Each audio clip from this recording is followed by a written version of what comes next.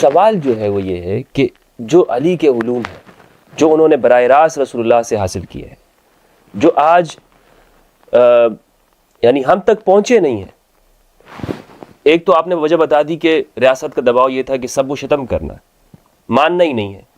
لیکن ایک بڑا طبقہ جیسے ہمارے ہاں اہل تشیع، وہ اپنے آپ کو یہ دعویٰ ہے ان کا کہ ہم اس اہل بیت کے علوم کے وارث ہیں.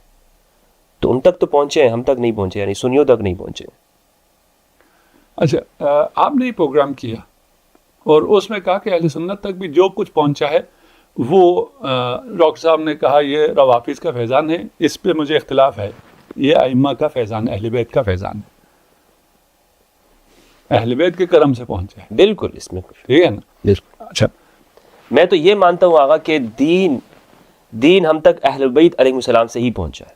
اور دوسرا راستہ رسول نے دکھایا ہی نہیں. جی، میں نے پہلے کہا تھا اگر اہل بیت کی فقہ کو نہیں مانے تو پھر چھٹی، پھر کوئی اور فقہ کی گنجائش ہے ہی نہیں. انلیس آپ کہیں یہ بھی اہل بیت کے فقہ ہیں جن کو آپ مانتے ہیں. لیکن آپ نے بہت بڑا دعویٰ کیا ہے نا کہ مولا علی نے سب مدون کر دیا. ہاں، یہ اچھا، یہ بھی تاریخی حقائق ہیں. جس طرح علی کو نہیں مانا ہے اس طرح علی کی کتاب کو بھی نہیں مانا ہے. امیر المومنین نے رسول خدا کی زندگی میں تمام علوم کو، یعنی احادیث کو، فقہ کو مدون کیا، لکھا. اور وہ بھی یہ نہیں کہ رسول نے ارشاد فرمایا اور رات کو امیر المومنین نے آ کے بیٹھ کے لکھا ہو. نہیں، رسول املا کراتے جاتے تھے. املا شاید آج کل کے جو جدید بچے ہیں ان کو سمجھ میں نہ آتا ہو. جب ہم لوگ اسکول میں جایا کرتے تھے تختی پہ لکھتے تھے تو وہ ٹیچر املا کرایا کرتے تھے. تو رسول خدا املا کراتے تھے، بولتے جاتے تھے اور امیر المومنین لکھتے جاتے تھے. وہ کتاب علی، وہ اس سے علوم محفوظ ہوئے، اگرچہ امیر المومنین کو لکھنے کی ضرورت نہیں تھی. رسول خدا کو لکھنے کی ضرورت نہیں تھی خود اپنے لیے، یہ کیونکہ نسلوں کے لیے چھوڑنا تھا اس لیے کتاب لکھی گئی.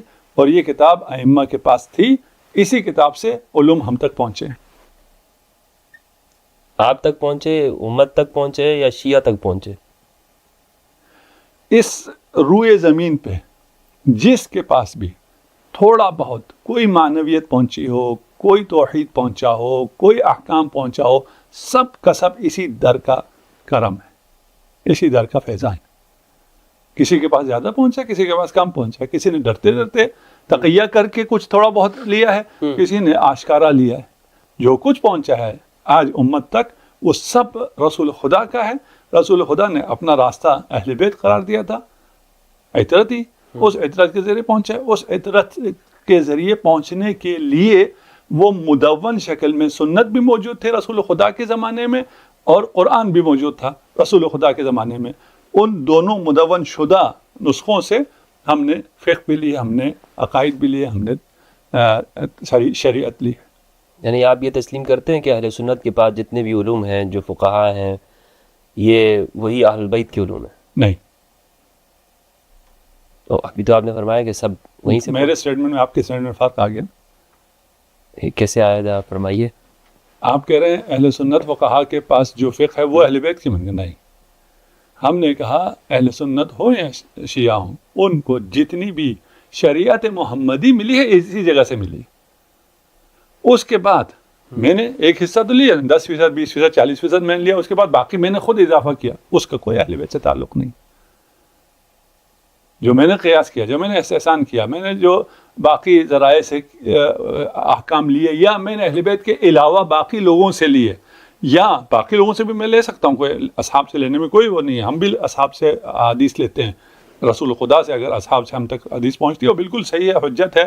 اور لیکن جو دشمنان ہیں امیر المومنین ہیں، جن کے بارے میں یہ مسلم ہے کہ ان کو دشمنی تھی، ان کو بغض تھا، اور جو بغض رکھتا ہے علی سے وہ منافق ہے، یہ بھی مسلم رسول کی حدیث ہے، آپ کی کتابوں میں تواتر سے موجود ہے. اگر تواتر کا لفظ پہ کوئی چیلنج کرے تو یہ مستفیضہ ہے، اس کو بھی چیلنج کرتا ہے تو صحیح ہے. اور تمام بہت سی کتابوں میں صحیح میں تو کوئی شک نہیں ہے، صحیح میں کوئی شک نہیں ہے، صحیح مسلم میں ہے. نہیں، صرف صحیح مسلم میں ہو نا، پھر تو کہیں آپ صرف صحیح مسلم میں نہیں ہے، متعدد طرق سے بہت سے کتب روائی میں ہے کہ وہ منافق ہے. اس واضح قول کو چھوڑ کے جو کسی منافق سے لے تو ہم اس کے ساتھ نہیں. اور جو حصہ اس طرح آیا ہوا ہے، وہ حجیت نہیں رکھتا. جب حجیت نہیں رکھتا ہے تو وہ فقہ اہل بیت کی فقہ بھی نہیں ہے، رسول خدا کی شریعت بھی نہیں ہے.